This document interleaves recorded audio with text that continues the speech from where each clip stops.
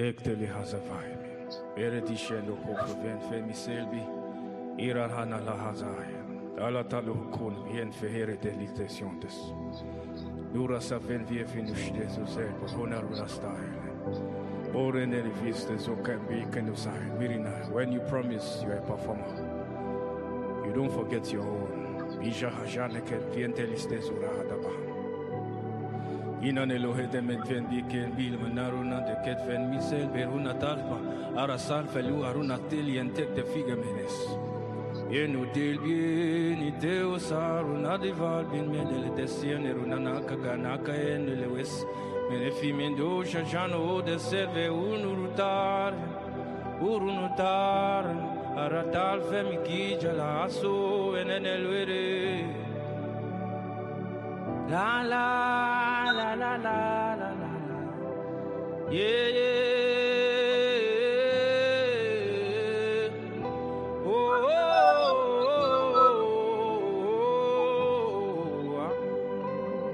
oh.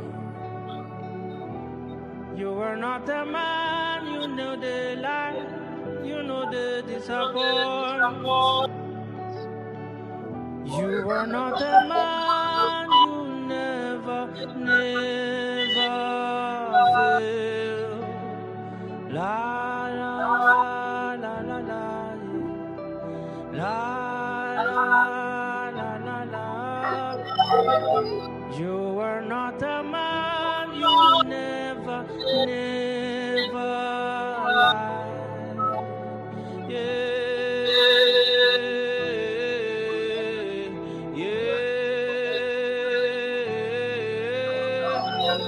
You are not a man, you never fail. You never sleep, you never die, you never disappoint. Emeruda Sali, Binandiente el Beretiva, y Caso Noro del Mi, y Shijanoro no Cosalva, El Mirele Vedisala no no Pocomidalmi. You're my keeper, you are sustainer, you're my health, you're my wealth, Bede Selviebo. Ah, Belukieteris, Ancient Edulanbelio, Ancient of Days, Etien Boradafa, Alamintel Feledo Sami, Bana, oh, Bana, Bana, oh, Bana, Bana, oh, Bana, eh. Your name is Bana, your name is Bana, Keeper, oh.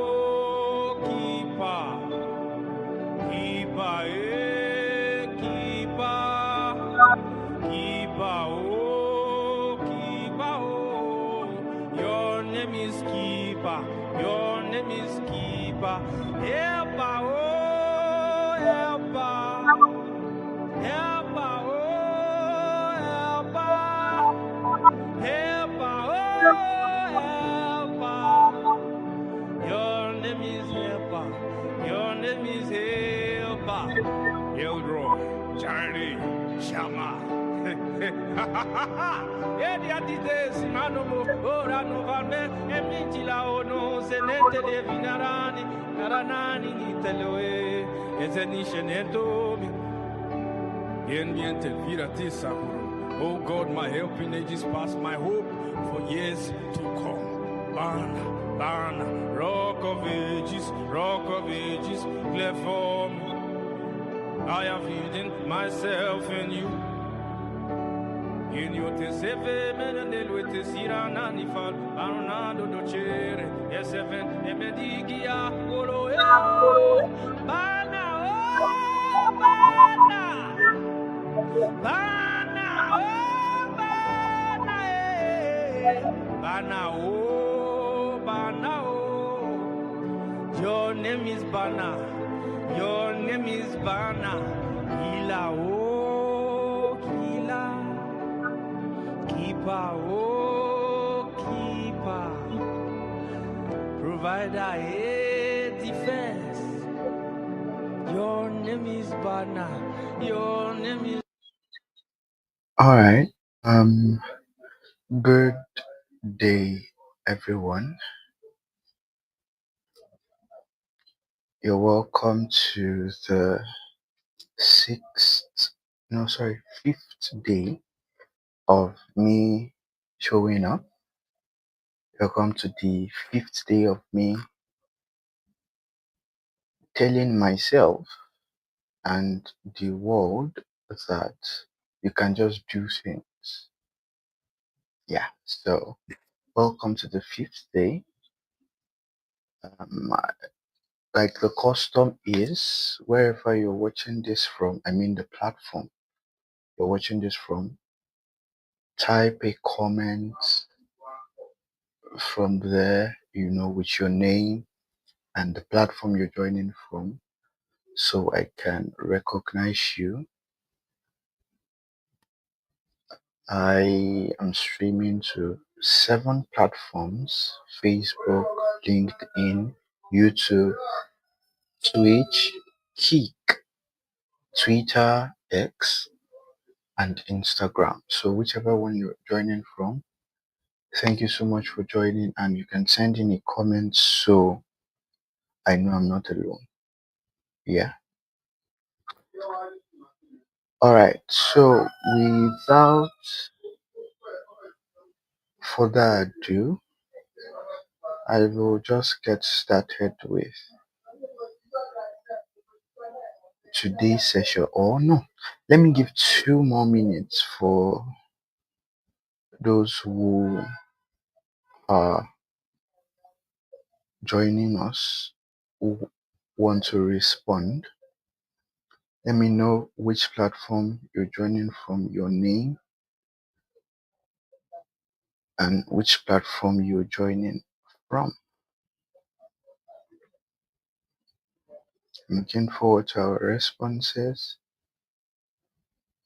We have 2 minutes max for that.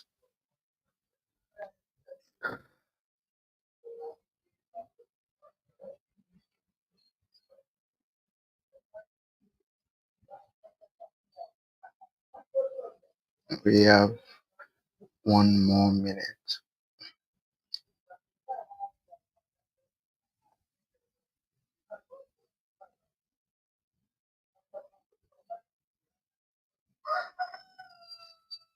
Okay, peace. I see you from YouTube.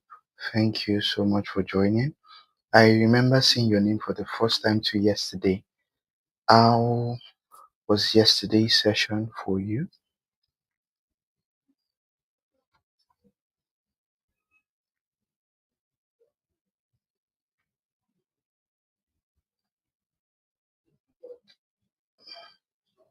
How was yesterday's session for you? Was it enlightening? How was it? We have less than a minute, so I would appreciate your response as soon as possible.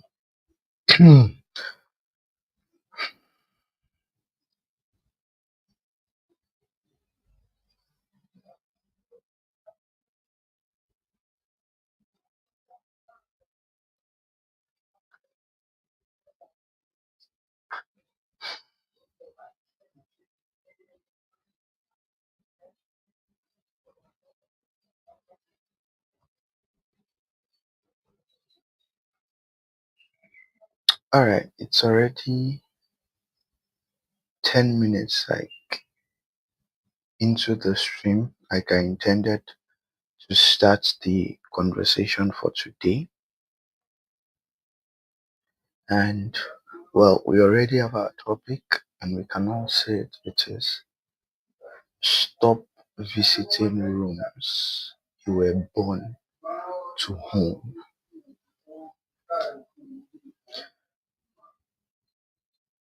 The truth is, if you are born into a humble background, if you're born into an humble background,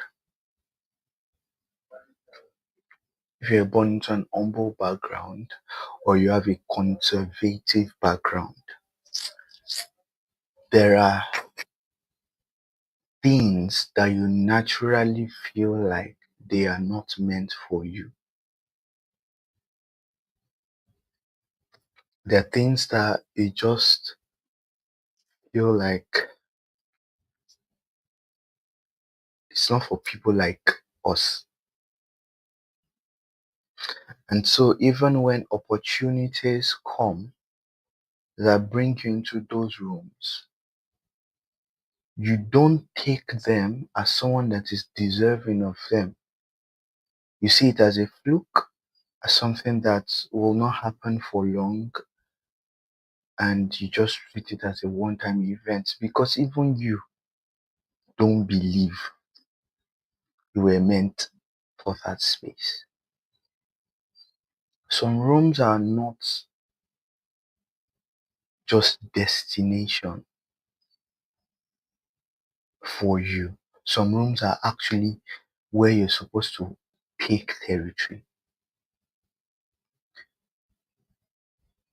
There are certain rooms that it look impossible for you to get into now, yet it is those rooms that you're supposed to take ownership in.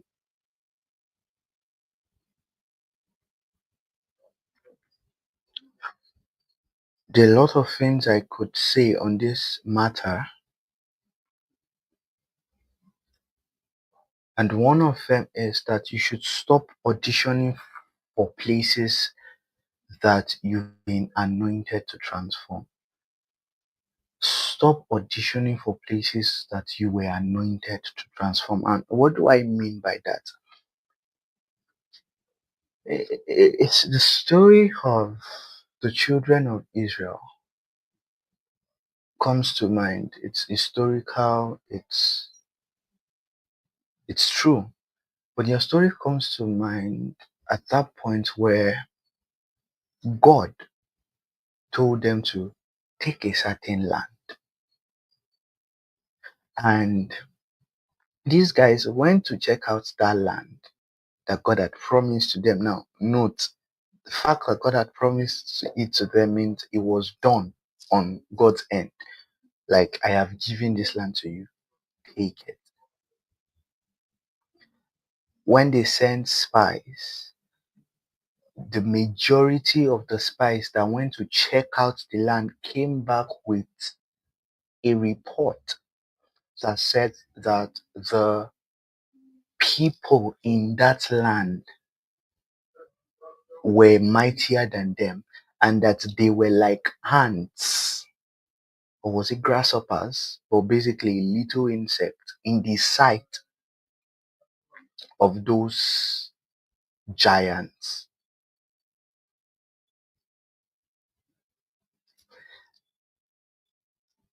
But then there was like Joshua and Caleb who were like, no, we can take this land.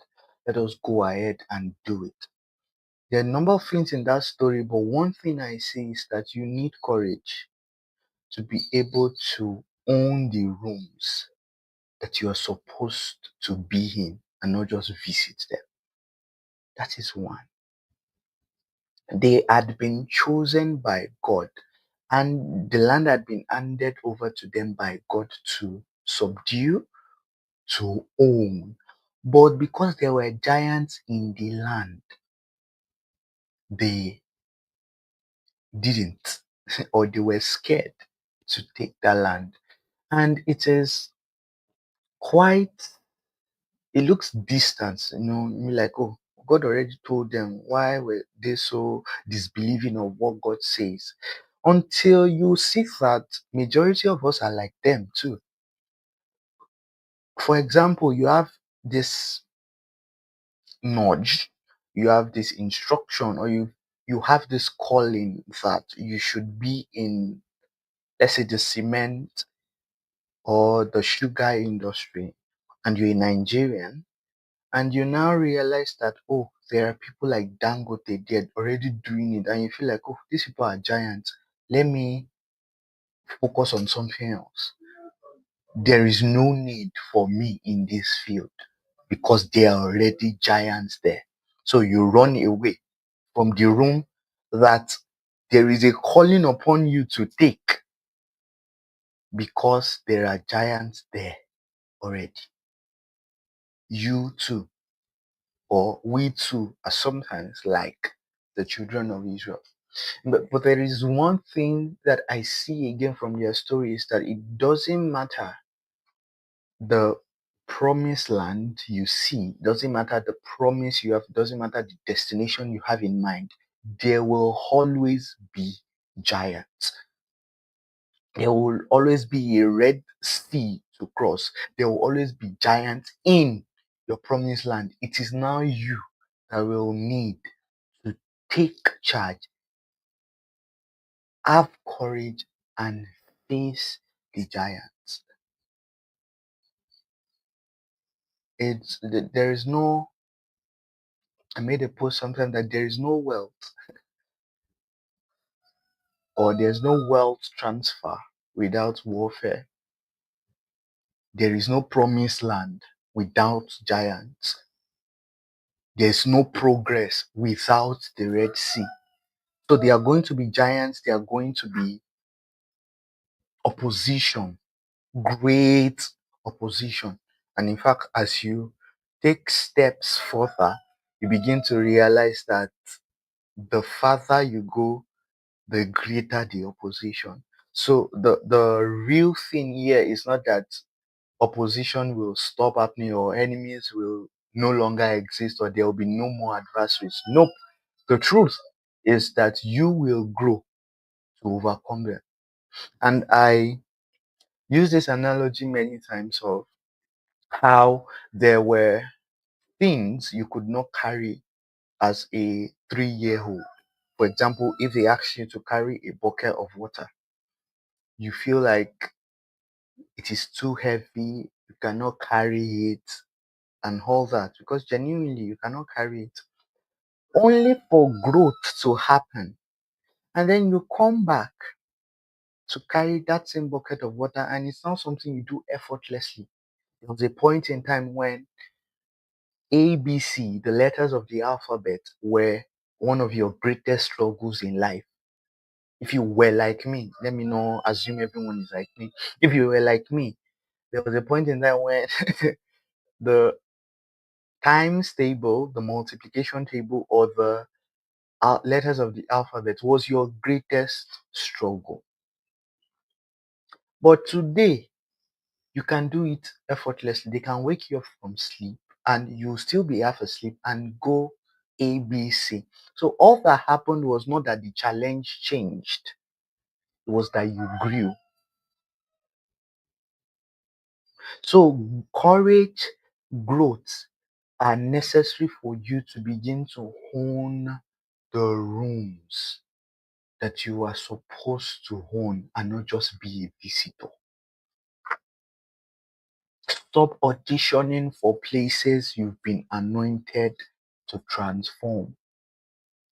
Own your voice, own your value, own your vision. Like I've been saying so far, I think I must have said it like 2 times in this series of streams, is that you must be willing to walk alone. The greatest sign, or one of the greatest signs of a leader, is that they are willing to do the work alone. They are willing to work alone. And Paradoxically, it is that same quality that makes people willing to follow them. I'm willing to do this stream if I'm just talking to myself. It is why I don't make the rules. The rules are there. I just align with them. It is the same reason for which I'm willing to do this alone that people are willing to follow me. So you need to own your voice, you need to own your value, you need to own your vision, you need to own your decisions.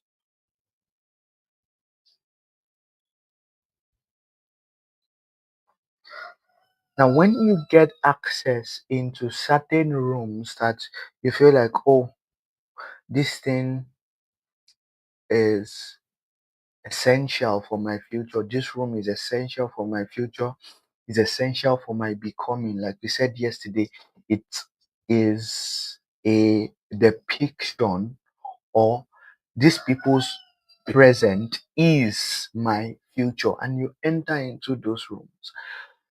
Access given to you into those rooms is not for you to just observe. Yes, observation can be at the start, but it's not just for you to observe. One of the reasons why God gives you access is so you can influence. You are the light of the world, you are the salt of the earth. One major or one commonality between light and salt is that they have influence. So light expels darkness. Any place you bring light into has influence on that space and it repels darkness. When you put salt in food, you may never, in fact, it's not you may, you will not see the salt, but you cannot deny the influence of the salt in that food. So every room, in fact, I'm not even going to say some rooms, every room you enter, you are supposed to leave an imprint of your uniqueness and your influence in that room. You were not given access to just be a figure. You were given access to influence.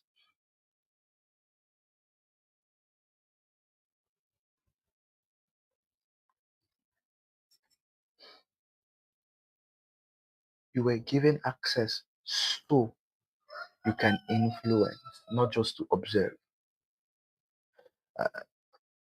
You are supposed to be the case study. Now, I'm not talking to everyone. The group of people that I have in mind and I'm speaking to, and I genuinely hope they're the ones listening to me. You were not made to just learn from others.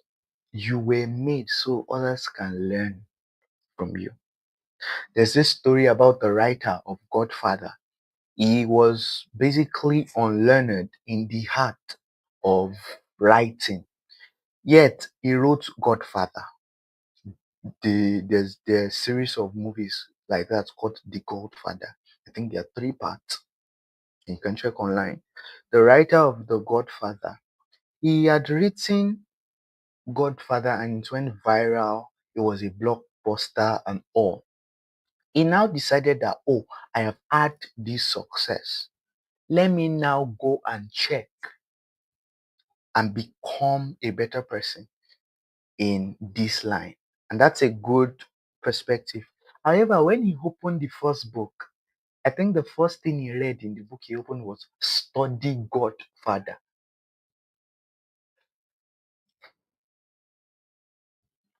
What he wrote from his instinct, what he wrote from not being learned, was the study of other people that wanted to learn.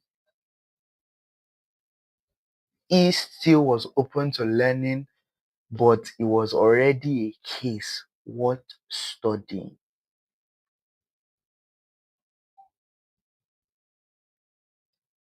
There is this concept,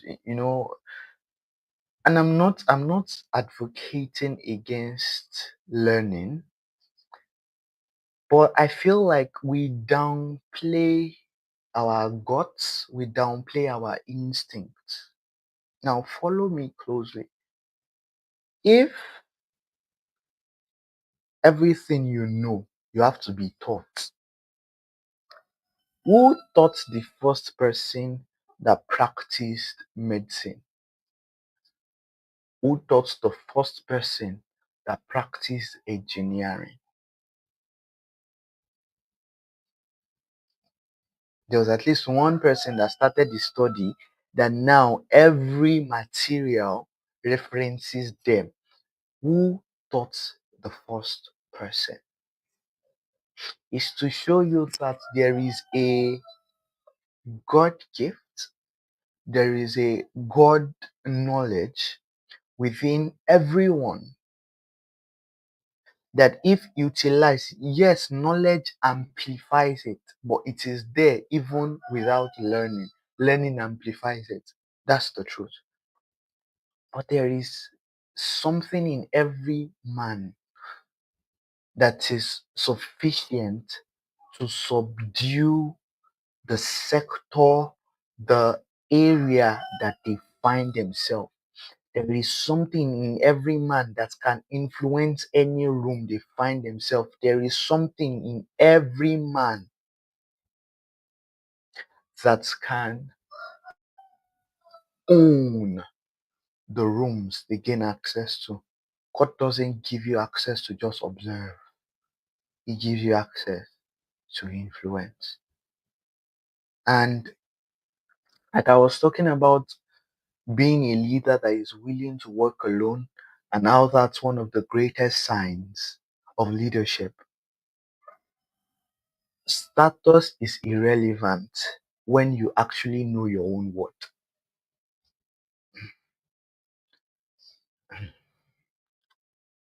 Status is irrelevant when you actually know your own worth.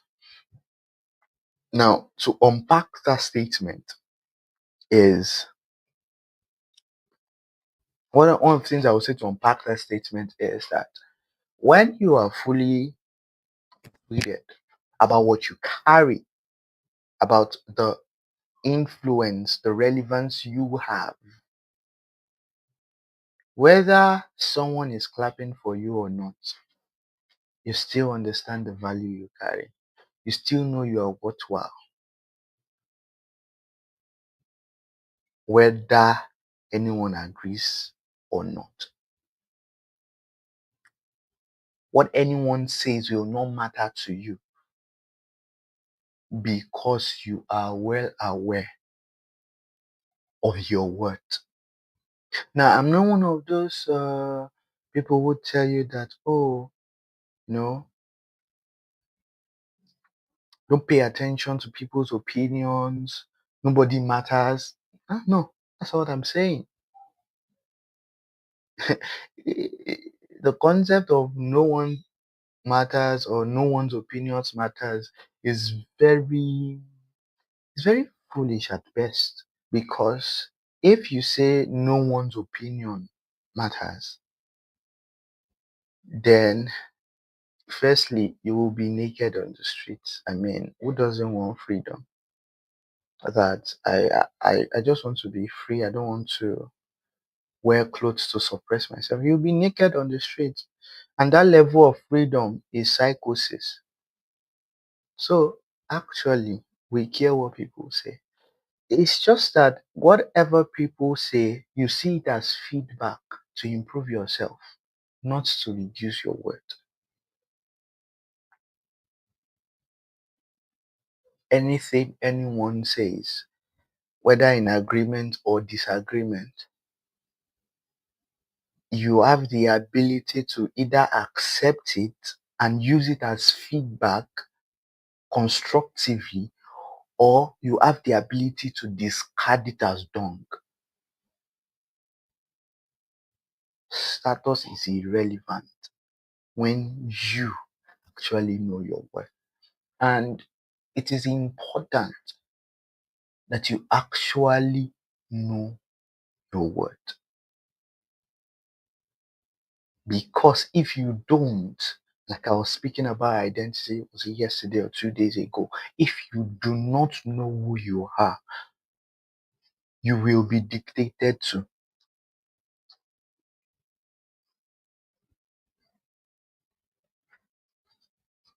If you don't know who you are, the world, people will tell you who you are not and deceive you to think that's who you are.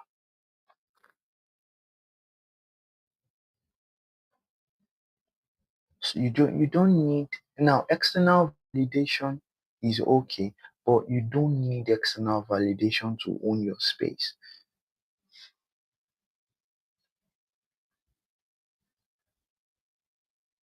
Walk in boldness. You belong in those rooms. Sing. There's something I found out about life, and it's that it's not the people who are most intelligent or most knowledgeable that actually are at the top. It is the people who are most courageous, people who are most stubborn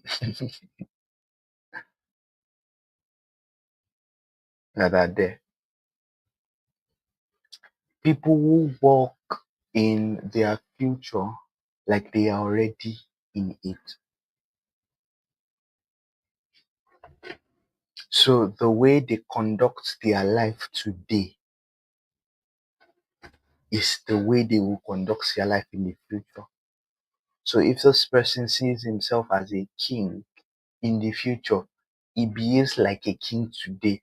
And crazy thing is, if you start doing this, you will be called proud. You'll be called arrogant. But I mean, it's a small price to pay. People that can't see what you are seeing will either call you foolish, arrogant, proud, etc. But the person who lives or who is stubborn about that future he sees, who has audacity and guts to stand as if he's already living in that future, is the one that has a place in that future. There are so many things will fall into place when you decide to have the guts. Let me tell you something beautiful about courage. Courage is not necessarily something that you learn. Courage is a decision.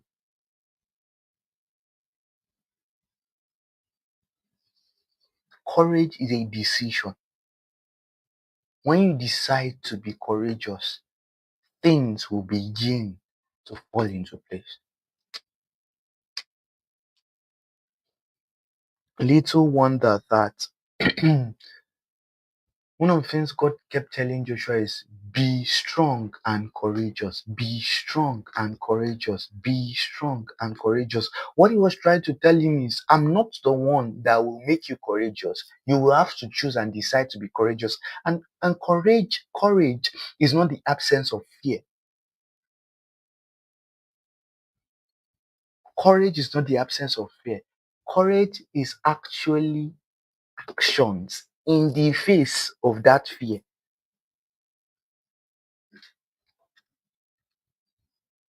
So your heart is beating out. Your heart feels as if it wants to break your chest. Your heart feels as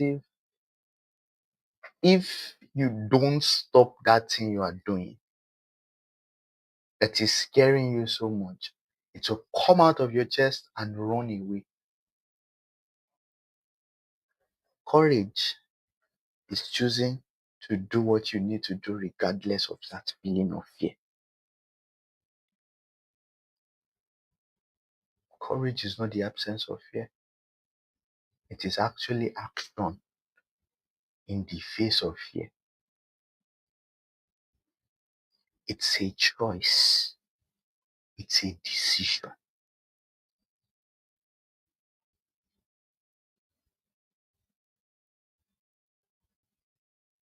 if you will stand up and act, you will realize that heaven has been waiting for you, that there are people that have been waiting for your courage.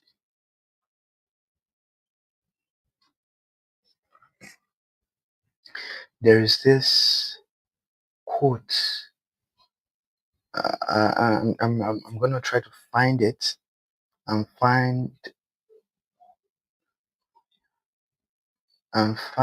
the okay, yeah. It's a quote by Marianne Williamson, and it's a bit long, but I hope that somehow we are able to see the point in the whole quote. And the quote goes like this. It says, "Our deepest fear is not that we are inadequate. Our deepest fear is that we are powerful beyond measure. It is our light, not our darkness, that most frightens us.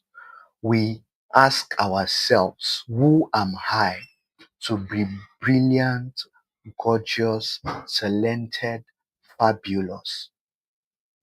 Actually, who are you not to be? You are a child of God.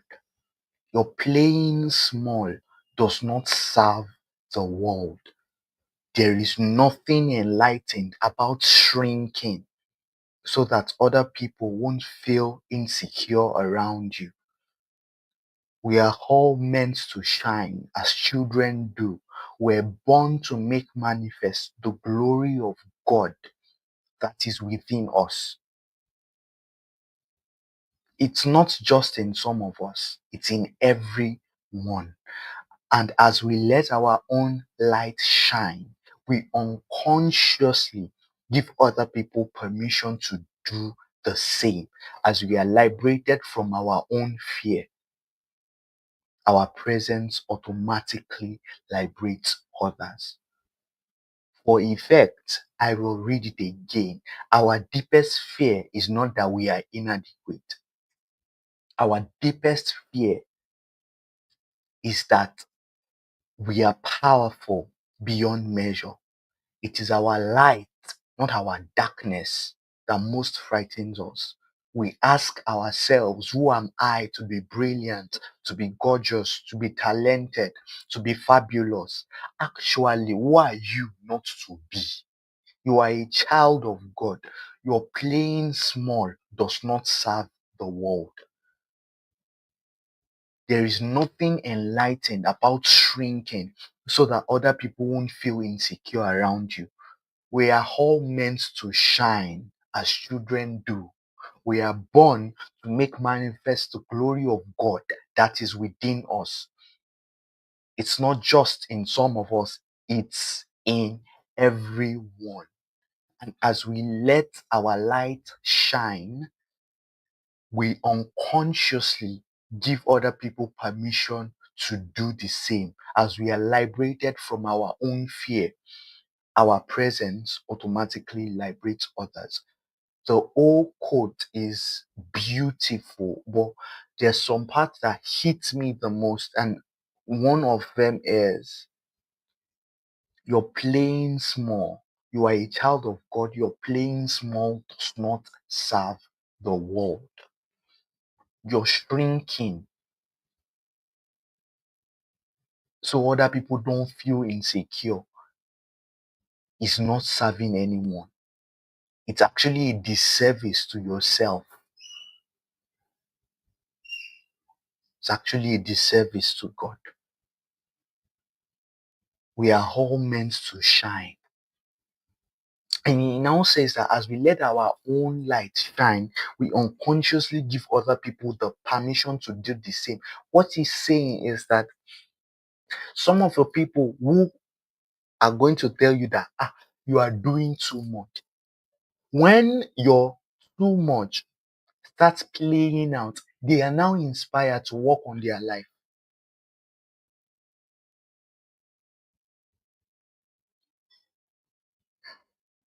As you begin to shine your own light, as you begin to move, as you begin to show courage, even when you are feeling fear, you begin to inspire others.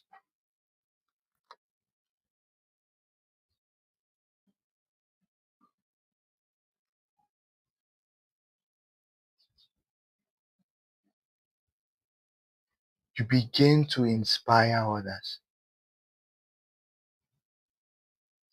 And that is one of the definitions of leadership that I love the most. In fact, it's one of the most inspiring or fully encompassing definitions of leadership I've found. And it is the leadership definition of the late Dr. Miles Monroe. And it's one that I have adopted because it's sound, it covers all the grounds of leadership. Now listen closely. Leadership is the capacity to influence others through inspiration generated by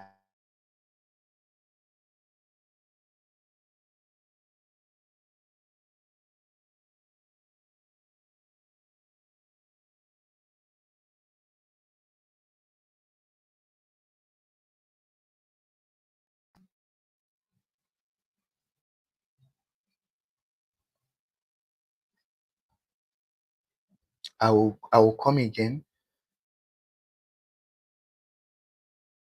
in the comments for us to see.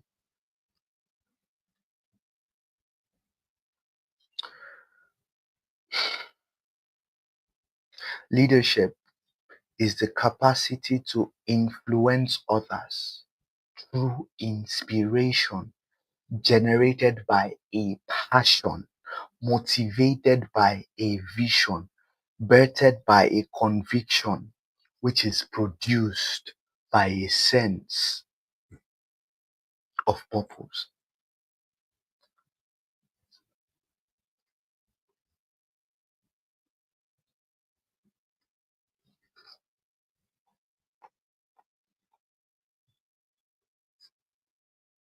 That's the definition I just made of leadership. Leadership is the capacity to influence others through inspiration generated by a passion, motivated by a vision, birthed by a conviction, which is produced by a sense of purpose. What you see here shows the steps to becoming influential, shows the steps to dominion, shows the steps to leadership, shows the step to owning the rooms that you find yourself. And where it starts from is a sense of purpose. It's that sense of purpose, that consistency in the sense of purpose births in you a conviction. When conviction is deep enough, it morphs into a vision. And that vision motivates you into passion. That passion now begins to inspire you. And it's that point that people see your madness. People see your weirdness. People see that you are willing to walk alone as long as it's on this matter. They begin to become inspired, even if they were part of the people telling you that that thing was impossible.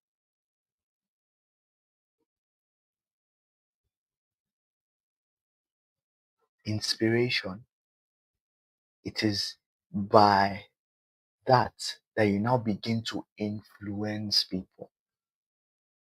And like I said, God does not give you access to be in the number. God does not give you access to just observe. Gives you access to be an influence. to influence the rooms you find yourself, the spaces you find yourself.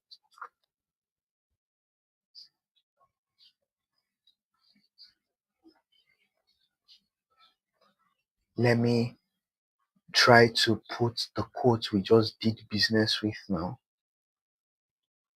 I really wish I could put more than one on the screen. No, let me show comments.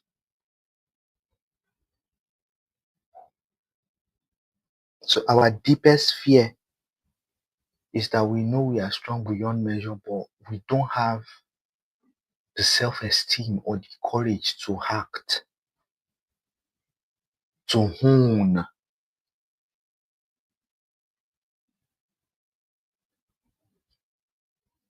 Please give me a minute.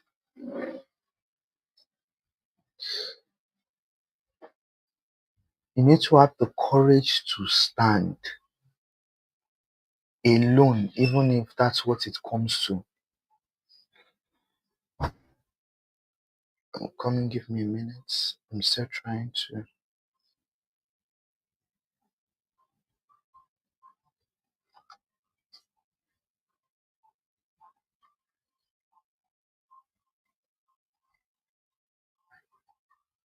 It's too long to be posted once, so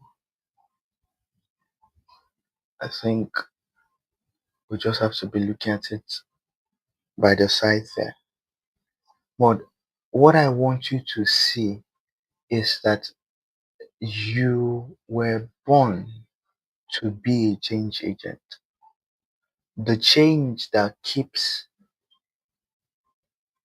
paining you in your heart, that you are not seeing it happening. Maybe the reason why you feel that pain and it seems as if no one else can relate close to you is because you were born for such a time as this. That maybe you were actually born to solve that problem. And that's why it seems as if you are the only one that can see it.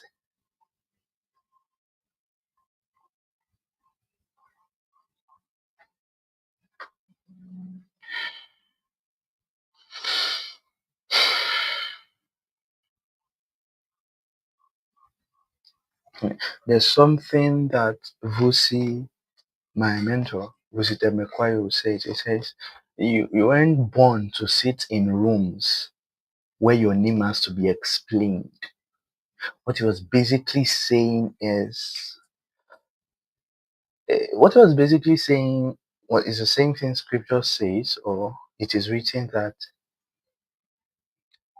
a good name is better than riches. Though I will have both, but a good name is better than riches, is to show you that you can do so much work. You can be that excellent. You can become that symbol of influence, of inspiration in a certain sector that once the name is mentioned, people already understand what you do. People just naturally understand. I mean, before, for anyone who is on the internet, it means you, one way or the other, know someone like Elon Musk or someone like Mark Zuckerberg. The fact that you are in the internet just naturally means that you know him. In fact, some people who are off the internet know the name. That's what he means, that you can become that kind of person, that your name is enough. There needs to be no further explanation. There needs to be no further introduction.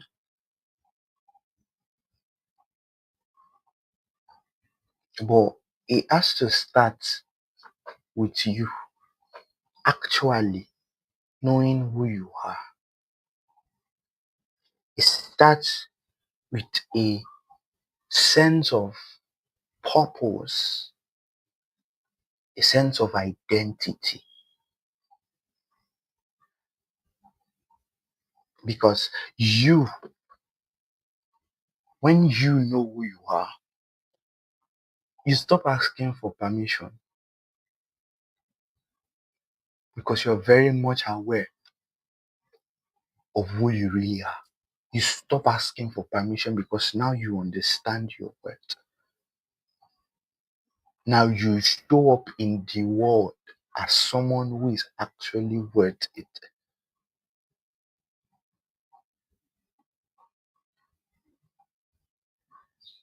And I'm trying to conclude. In conclusion, I found out that it is not, how would I put it? It's not necessarily your value that determines your seat at the table in the marketplace, for example. It's not necessarily your value, it is your perceived value.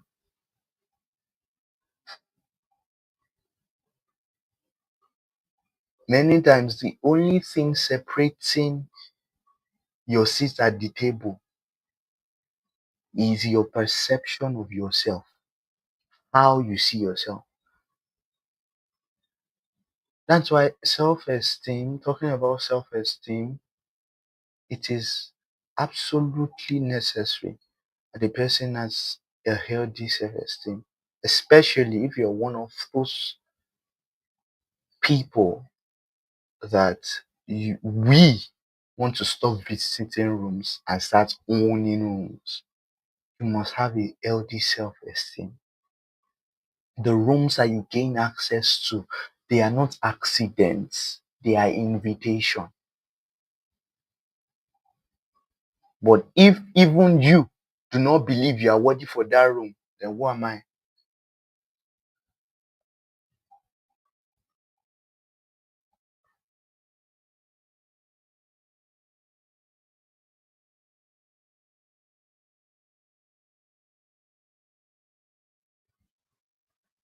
And the way this thing works again is that if you don't know who you are not solidified or have a healthy esteem, someone who is solid in their self-esteem, who has a healthy self-esteem, will use you till you are useless. That was a joke, by the way. But someone who has a healthy self-esteem will tell you who you are.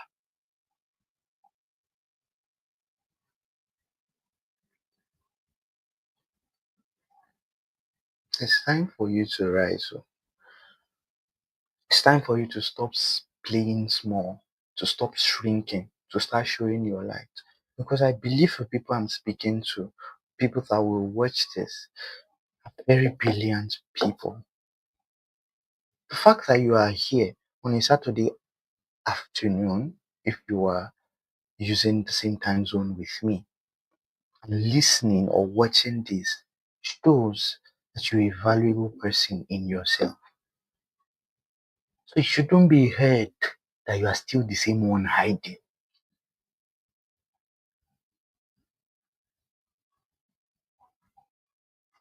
We claim foolishness is in the media space, but the wise ones are not saying anything.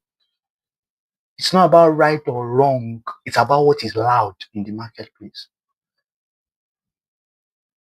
If wrong is loud, it is wrong that will become the culture of the people.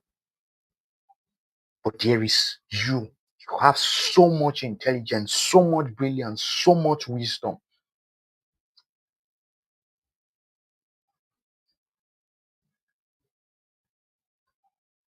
You have so much within you, yet you are refusing to shine your light. And you are surprised that foolishness is taking the center stage. How won't it take the center stage when it is louder? I mean, if you think of it as a project. If you put someone in a place and all you keep playing over and over for the person is foolishness, the person will be foolish. So that thing that pains you, for example, myself, is foolishness on the media space. That thing that pains you so much, what are you doing about it? Because if all you do is grumble and complain, it will continue for a long while.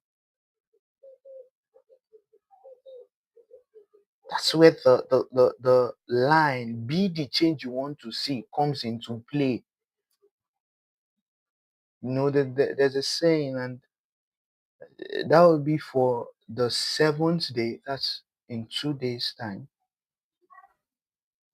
That will be the last episode of this series.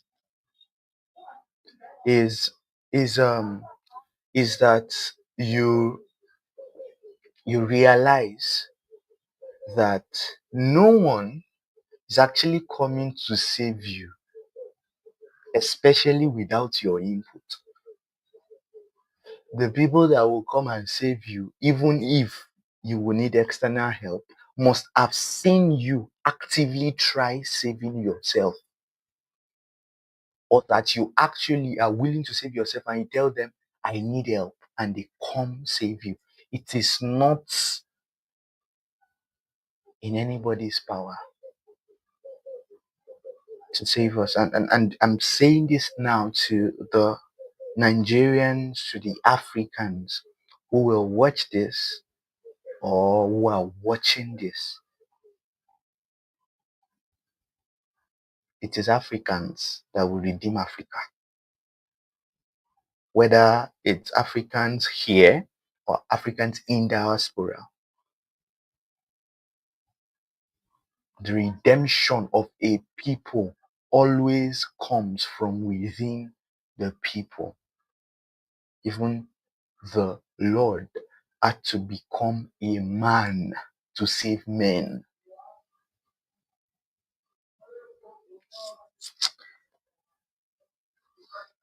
So, God does not bring you into rooms to survive.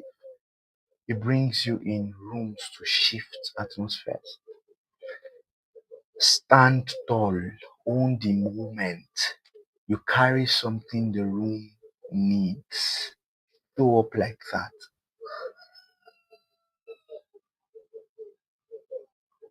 Show up like you own the room.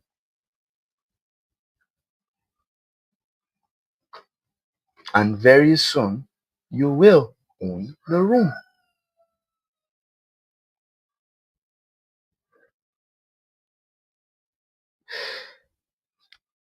That is all for my gist today. I hope I've been able to convince and not confuse you that you should stop visiting rooms you were born to own. That you should stop shrinking to be accepted.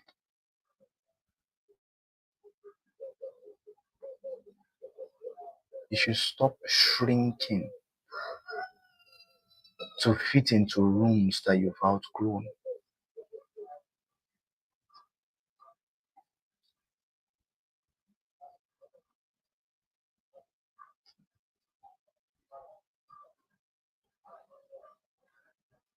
Stop visiting rooms you were born to own. Stop seeing yourself as a visitor in those rooms. Begin to think and live like someone that owns those rooms.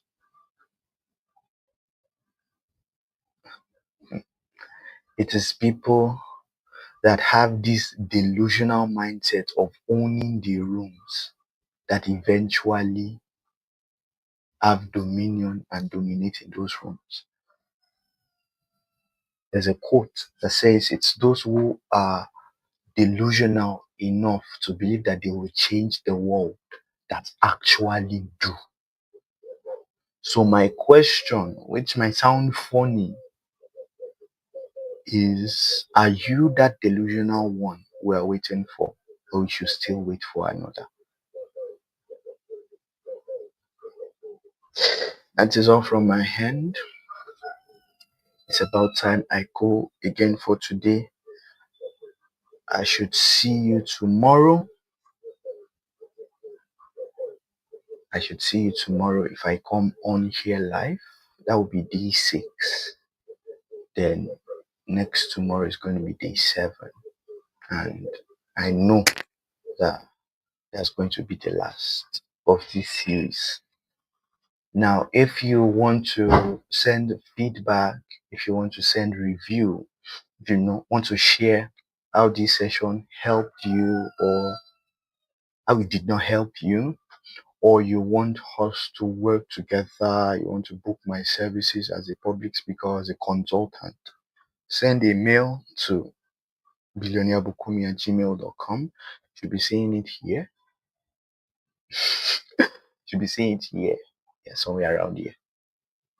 Yeah. Send a mail. I will love to read from you. And this is where I call it a day. Have a very beautiful day. Sayonara.